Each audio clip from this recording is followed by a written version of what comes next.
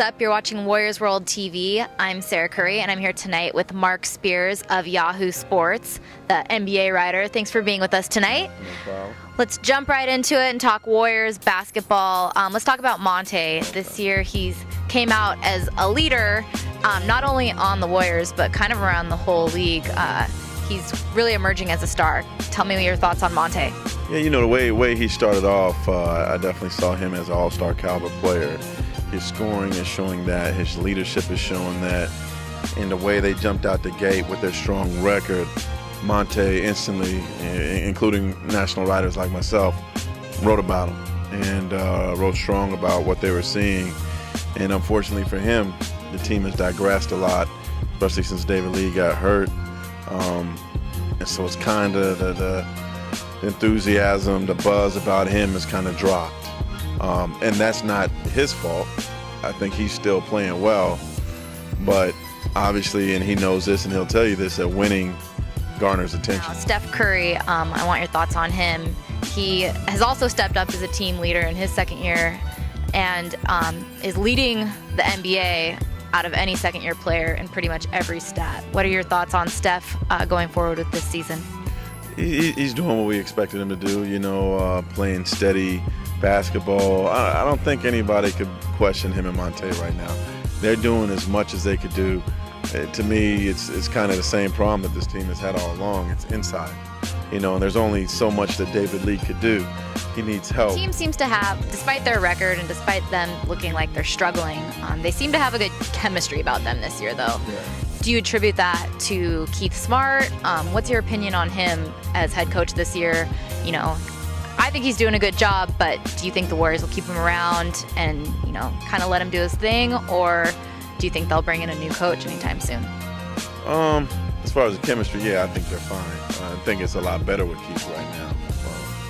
There was always some drama with Nelly around. There was always this player's upset and this player's in the doghouse and this man, I can't play, and you know all that is now gone. They can't use Nelly as an excuse anymore.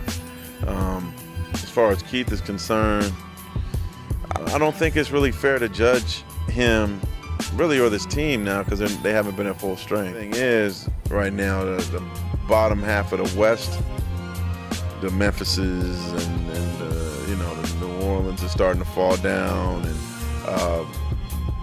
you know, the bottom part of the West is kind of shaky. So you got to remember, it's early. There's still a lot of basketball to be played. There's still time for the Warriors to turn things around. How can they turn things around? They need to get healthy. They need to get those guys healthy. David Lee has to become a consistent force again. And maybe, you know, they need to try to acquire some big guy that could help. Going off the Warriors for a minute, you covered pretty heavily Denver and Boston. What are your thoughts going on with Carmelo? Do you see a trade coming in the next, you know, in this next season with him?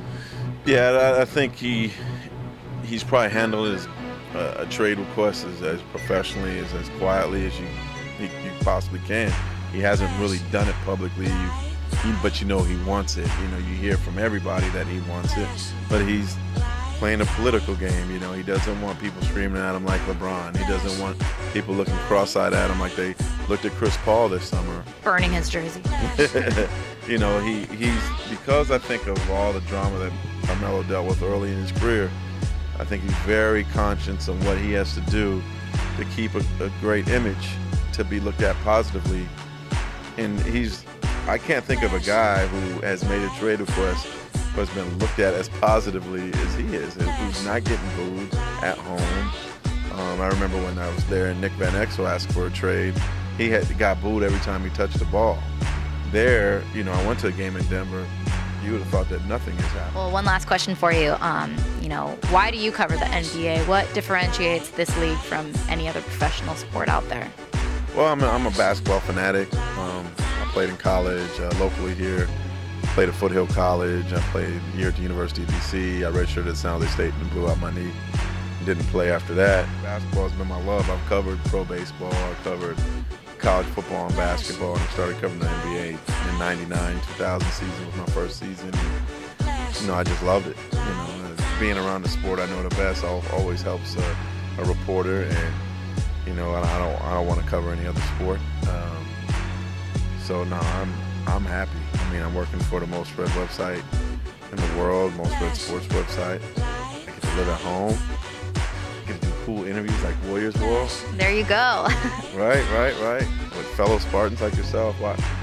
I'm blessed. I'm very, very happy, and I've wanted to be a sports writer since I was in the 7th grade. So I'm basically living my dream right now. So shoot, I can't complain. Well, thank you for the for way the world is right now. I should get hit by lightning if I complain. Exactly. We work in sports. Exactly. We're lucky. No, I mean, we work in sports. We're lucky. People tell me that all the time. So, well, thank you for being with us on WarriorsWorld TV, and we hope to talk to you soon. And we get some more insight from you on our beloved Warriors. No doubt.